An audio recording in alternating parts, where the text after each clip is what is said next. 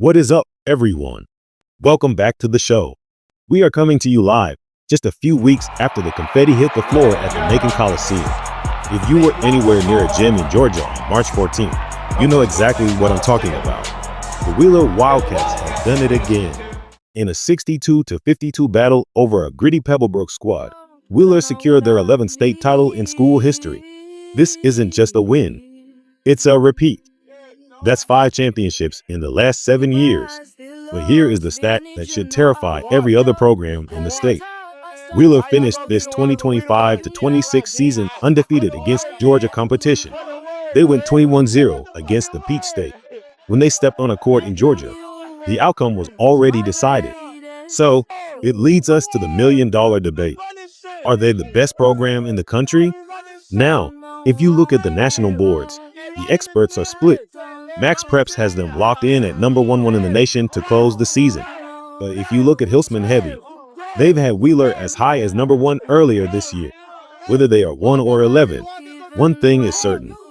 Nobody wants to see the Wildcats in a tournament bracket. Why is the Wheeler name so heavy? Because it's a verified NBA factory. When you put on that jersey, you're following the blueprint of guys who are literally at the top of the basketball world right now. You're talking about Jaylen Brown, the 2024 NBA Finals MVP. You're talking about the most recently number 1 recruit in his class, Isaiah Collier. And if you want to know what the standard is at Wheeler, look no further than January 2026. The school officially retired Jaylen Brown's number 0 jersey. Jaylen was there in the building, telling the kids that Wheeler was the foundation for everything he's become. That jersey hangs in the rafters now, a constant reminder to every freshman and every senior that at Wheeler, good isn't enough. Excellence is the only option.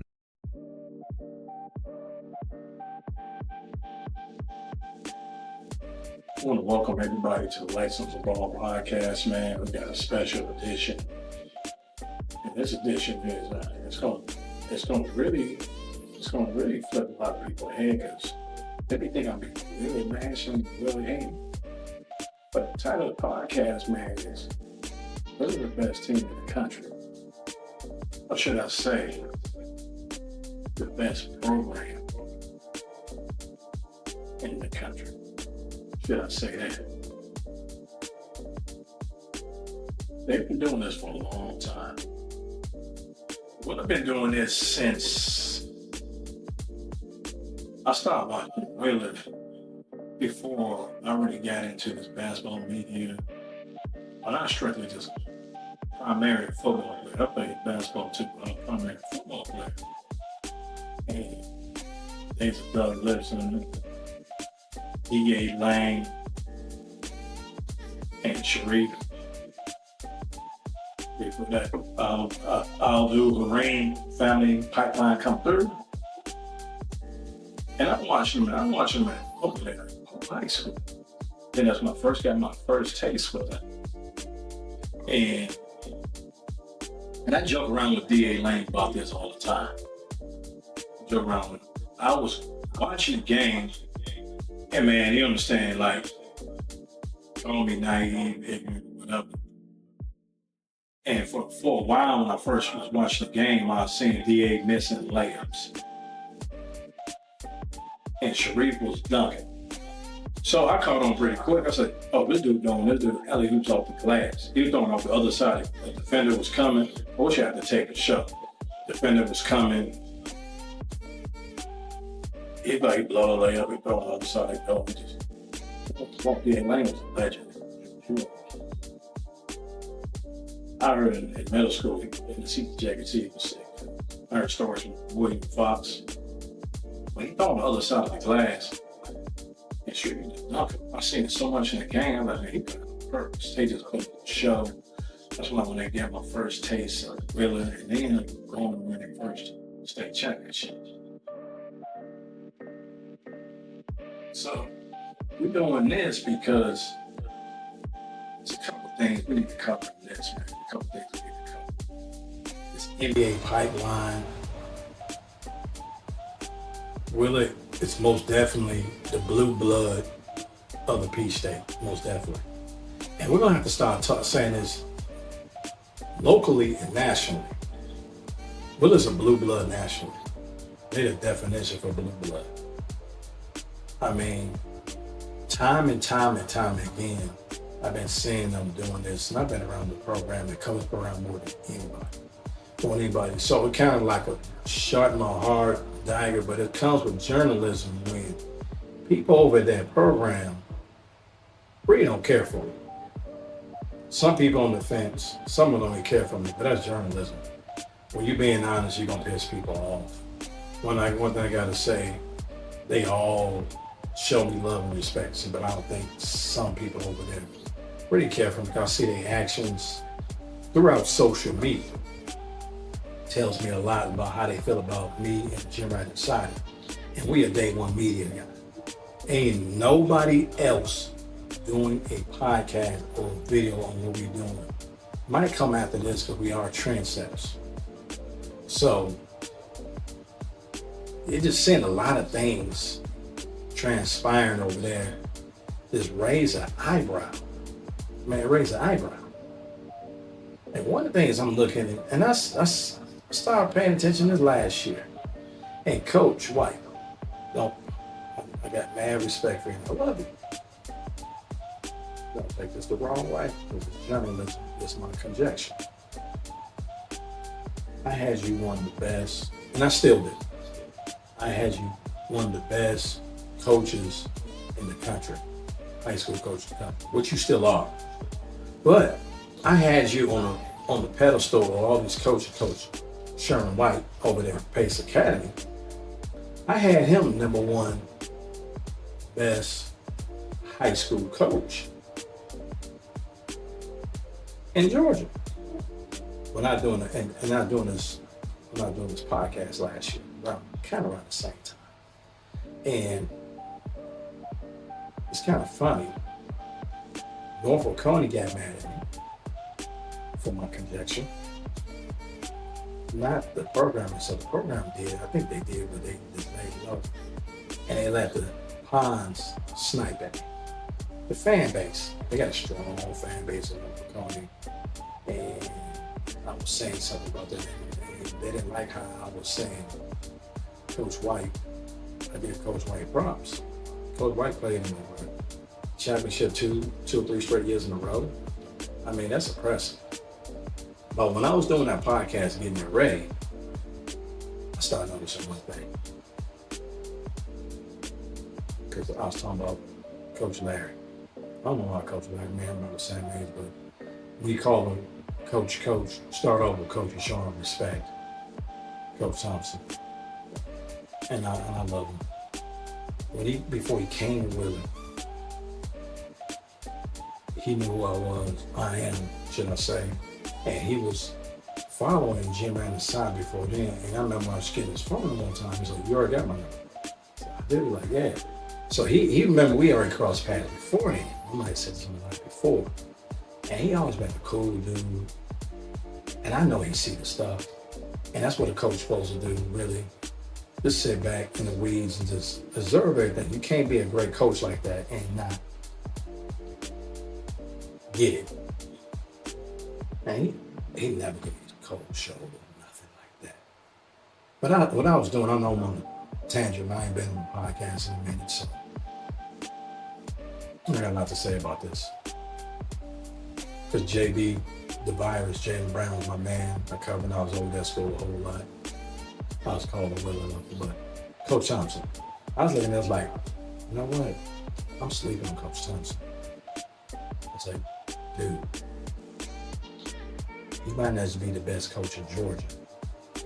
He might be the best coach in the country. Well, I'm very confident in saying he's the best coach in Georgia, for sure. Arguably one of the best coaches in the country.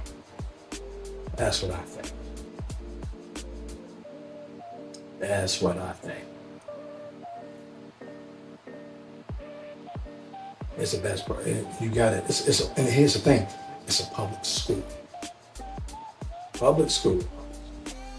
Then you gotta remember one thing.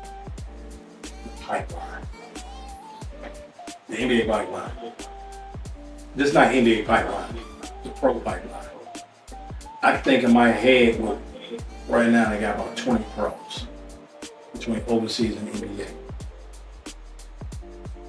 And we know about Sharif, we know about Jalen, we know about Isaiah, and we know about them.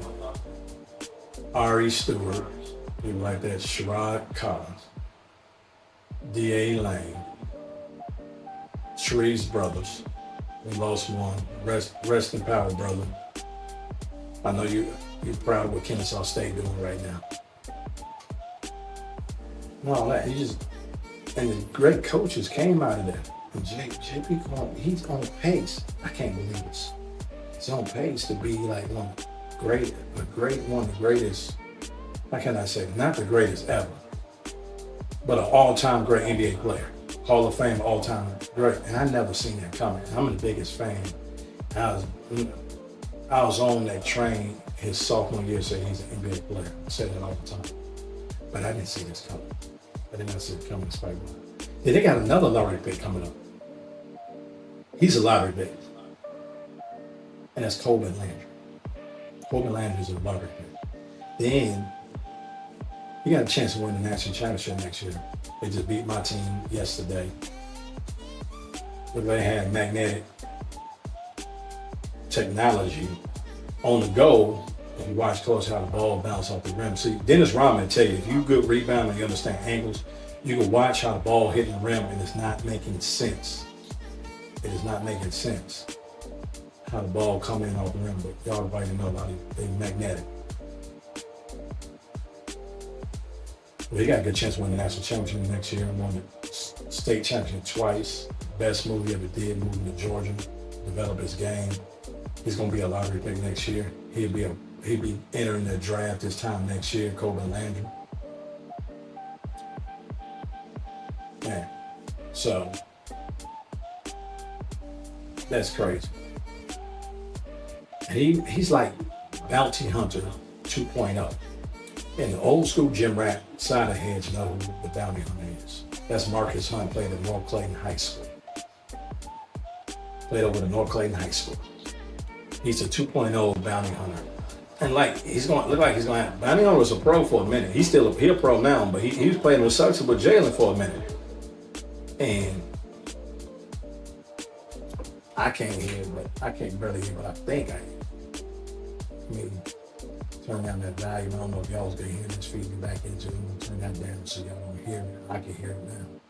Turn that down. Yeah, he's the Bounty on 2.0. He's gonna be a lottery pick. He's gonna stick. He's gonna stick in the league. And we're gonna deep dive in this a little bit more. Deep dive in more on segment 3. Then you got a 2.0 of Jared Harper. I'm gonna do podcasts on this stuff too. That's Kevin Savage.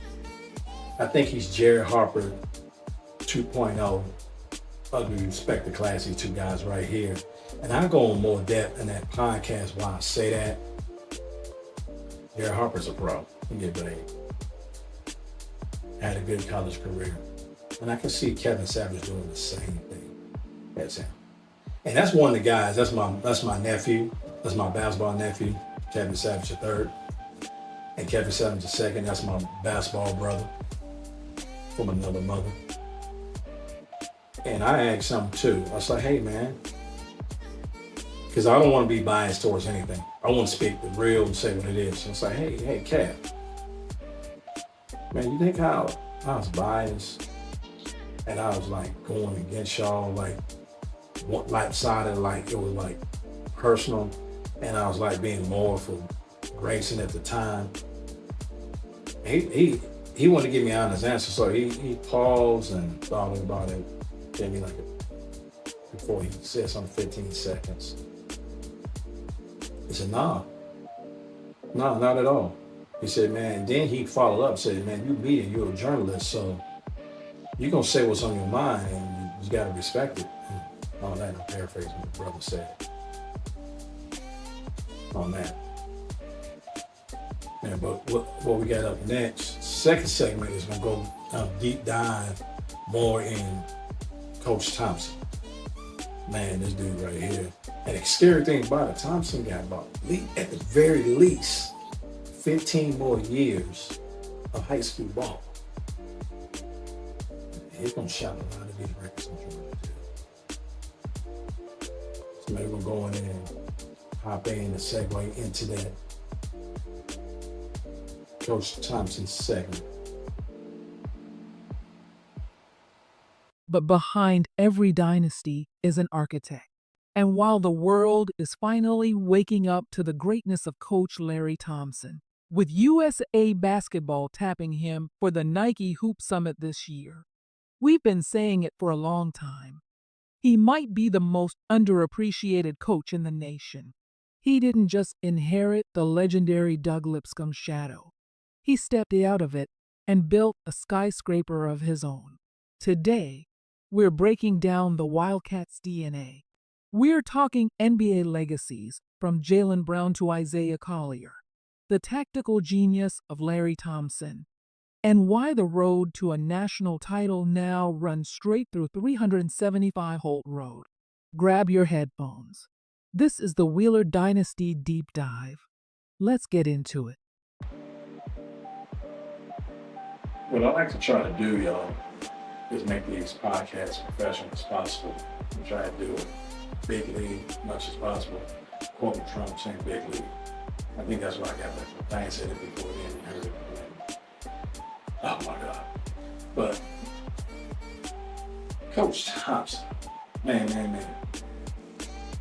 Taking over the Wheeler Wildcats in 2017 did that impossible. We're checking over for a legend. Big Doug, as we call him, on the way. And man, Big Doug Tiger. And I was around the program so much we kind of real time. So he always would bounce off players because I was in it. I was deep in it. Like, why do y'all get on most don't realize how? Like, I don't know who y'all know, Georgia right now, whoever.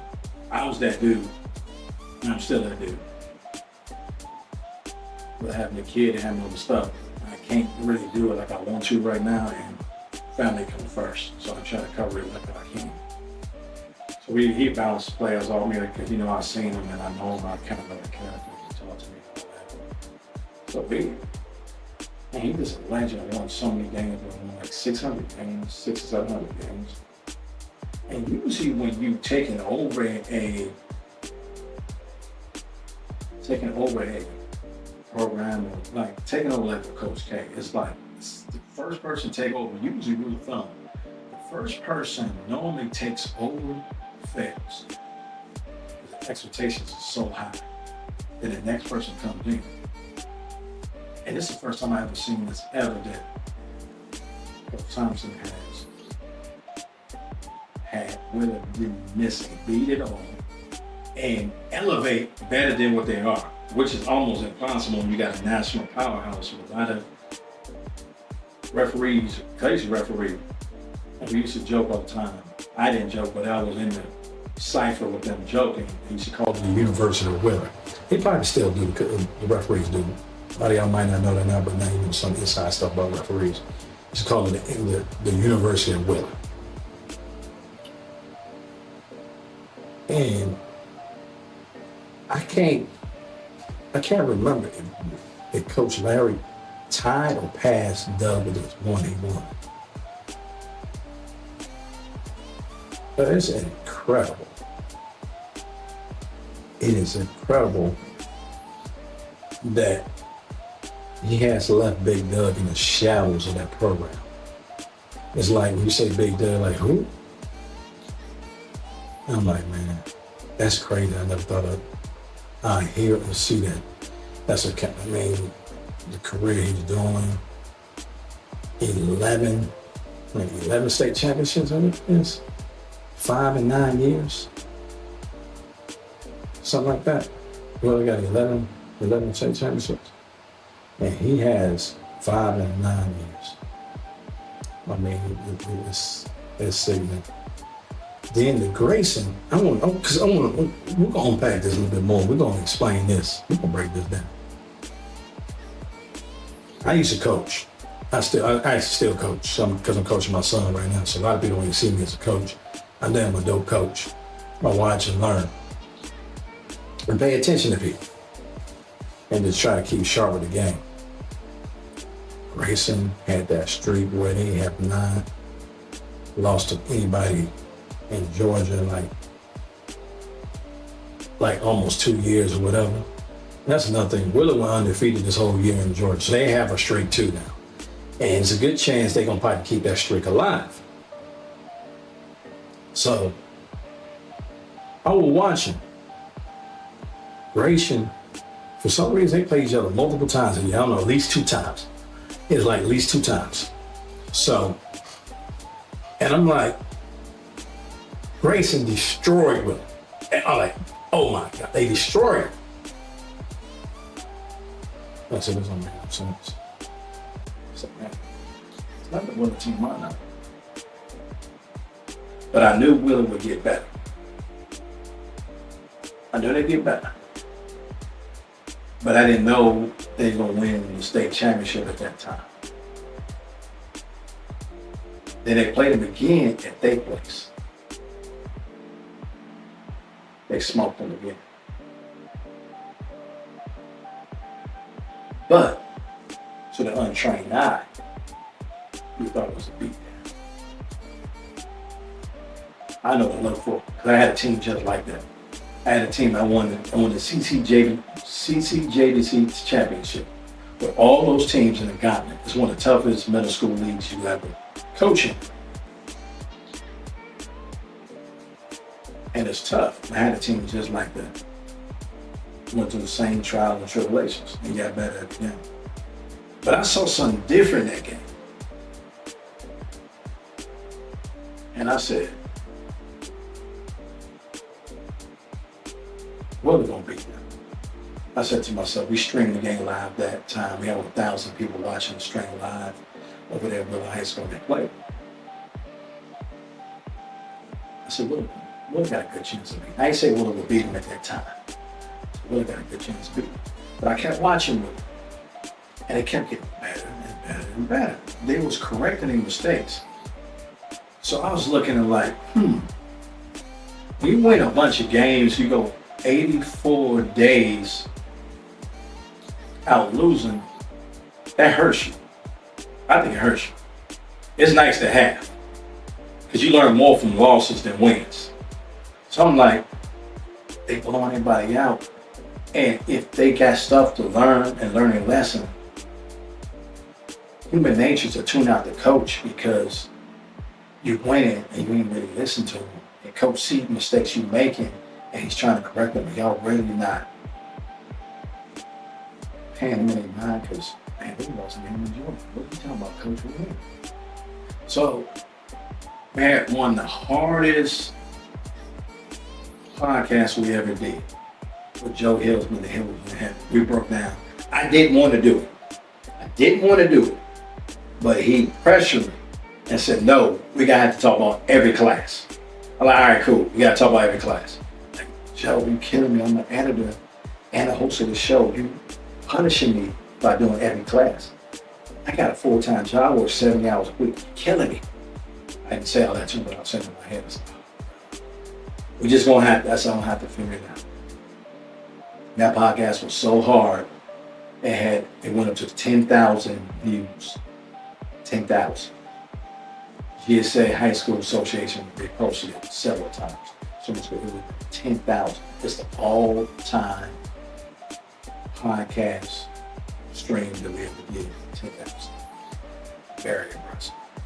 Me and Joe we do numbers, we got hits. No, deadly combination. So I said to him, Miracle on Ice, you can look at some, he tweets back at me too. I said, hey, you think by Grayson beating Wheeler twice in the regular season, that's the same equivalent to Miracle on Ice? And he shut it down. No, hell no. Because he's looking at Wheeler as a blue chip blue blood, which we already know. And I am not that. But I wasn't saying in the state that they was the underdog. Technically, they was the underdog because they beat Grayson that year with no 5-star players, really highly not ranked players, and they beat them. So they technically was an underdog, but they wasn't like no slouch like the U.S. Olympic team was in American Ice. What I was saying is, American coach knew they had the talent to beat the Russians, but he wanted to break that. No, they call it like an icebreaker. When you have a conversation with somebody with a little bit of tension, you got an icebreaker to kill the tension and get the conversation going. So I felt those 2 games was miracle on ice for Wheeler, because they're going to learn from the loss. That's my point. They're playing them and losing game did more for them and benefit for them than it did for Grayson. Then they ended up beating Grayson in the Final Four, not even for the championship, for the Final Four, my memory served me correctly. So they ended up winning. So, and then how it was displayed by him tweeting at him, people thought I'm a Wheeler hater, which makes no sense. I did more videos on Wheeler, positive videos too, than any other high school in America. Been to that gym more than any other school in America.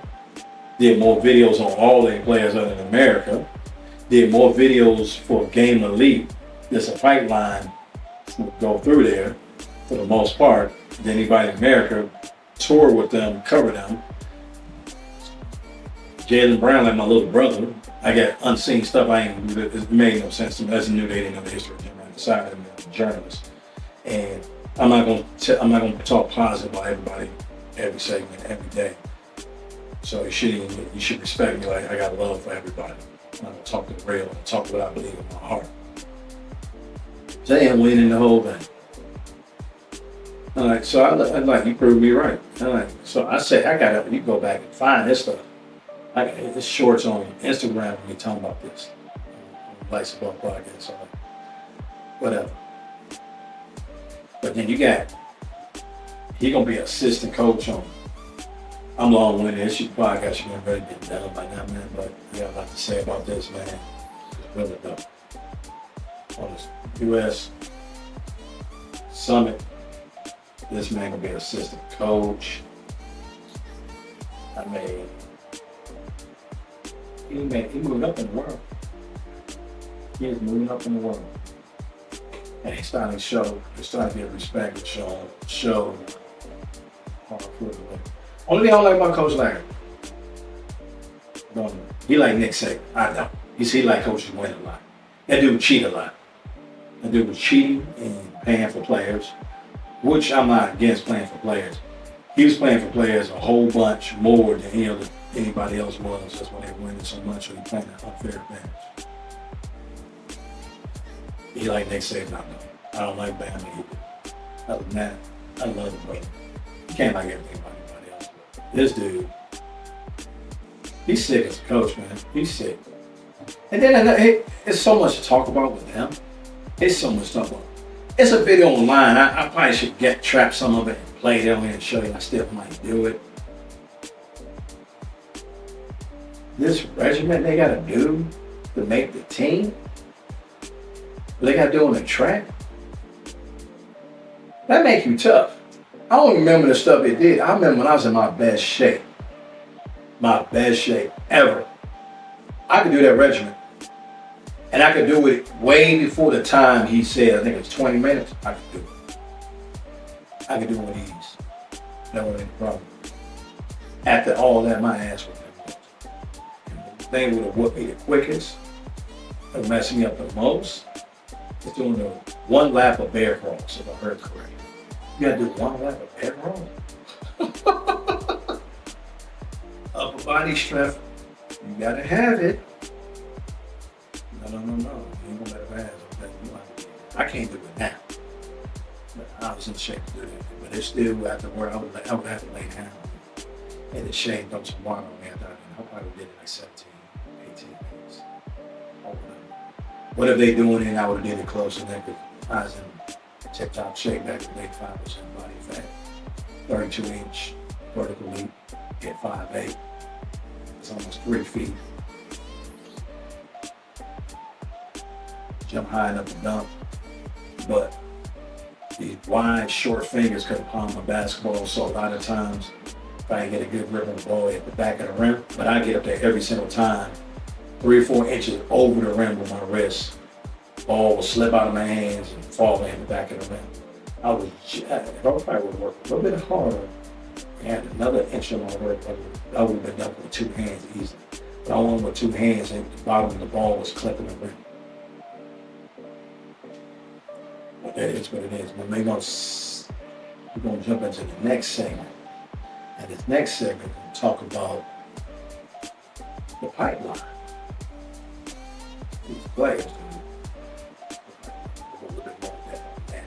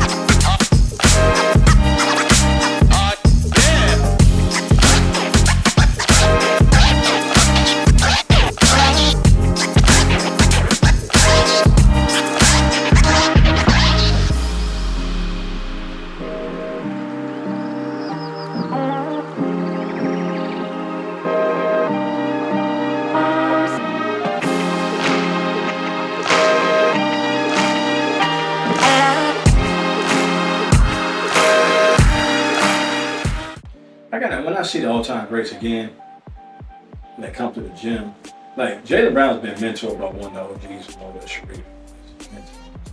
It's on the internet, so it's no black mix. That's why he's making the moves he's making, not making any mistakes, because the alumni looking out for him. Yeah, Sharif, like, they was in the same school out there. Same school.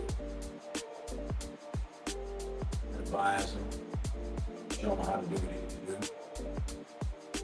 But when I was talking to some of the all-time greats when we were in high school, I was talking about JB.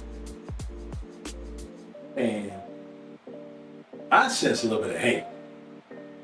I did. They didn't want to, because he new era, and he came after them. You know, some people always come after them. But I want to talk to him again because finals MVP.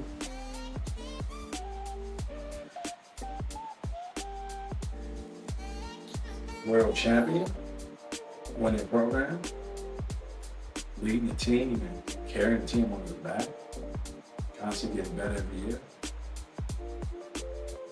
Top 10, top 15 player in the NBA. I don't know what they say now. Look at like Jamari Davis. I know Jamari was the first time. Played over Russia, getting the bag.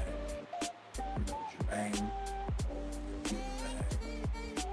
He had Sherrod in Europe getting the bag. Ari Stewart in Europe getting the bag. Man. And you just got, every year, you always had, like, you got Chuck playing in Maryland, Georgia Tech, set it off. CJ Brown playing out in Florida, made the tournament. I mean, these guys, they always know something. Then you got a guy at Walford. Oh, man, this stuff that's off the brainstorming off their head, this pipeline they got going on. With the guys who are doing their thing. It's doing their thing, dude. So, man, it's like, they're going to start getting more nationally televised games because the players they have. They don't rebuild, they reload. They don't need to recruit. people know what they do and move into the district or want to move in. And had to do from Kentucky, came in for 1 year later at Wheeler. Over there, he was over there, man.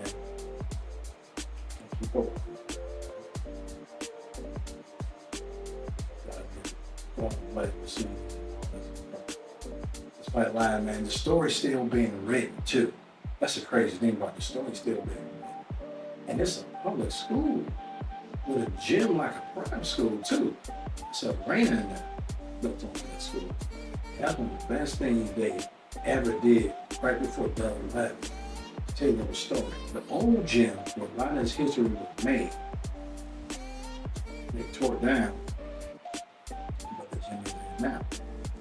I used to have games in that old gym before they tore it down. I remember that gym was nice too. I liked it. Very intimate setting.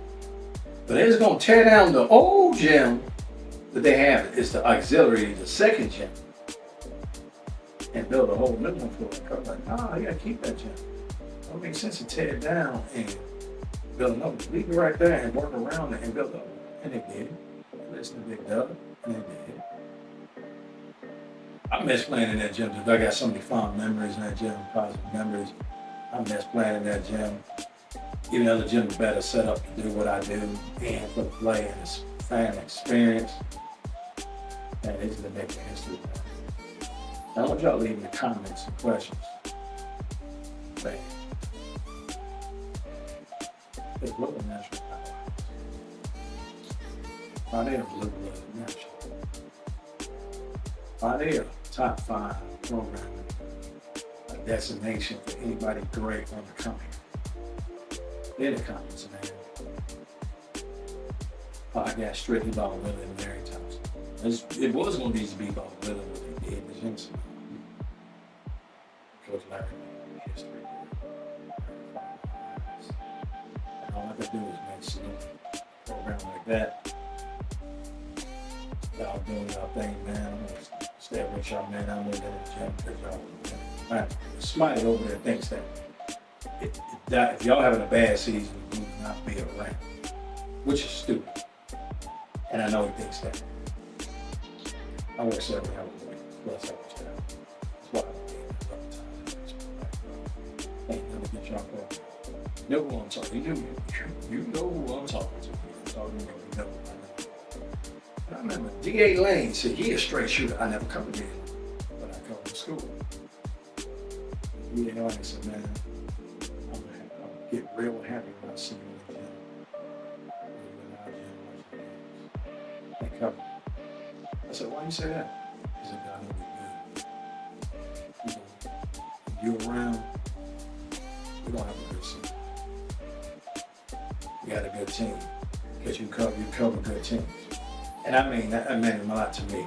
When he told me that, I'm like, yeah, appreciate that. So next time, man, I appreciate y'all watching the Licensed Ball podcast. I'm hip hop the host. I didn't say at the beginning, I don't think if I did or not, I'd be flowing and freestyle. Man, keep it locked. Repost this, retweet this, share this with everybody, tell a friend, like and subscribe. Get the conversation going. Tell me where I was wrong at. I don't know that I'm talking about, mistakes I made. I don't care. That was my personal. Just be laid on me, be real with me, man. Till next time, man. Peace. See you in the gym soon. Yes, sir. We're number 1.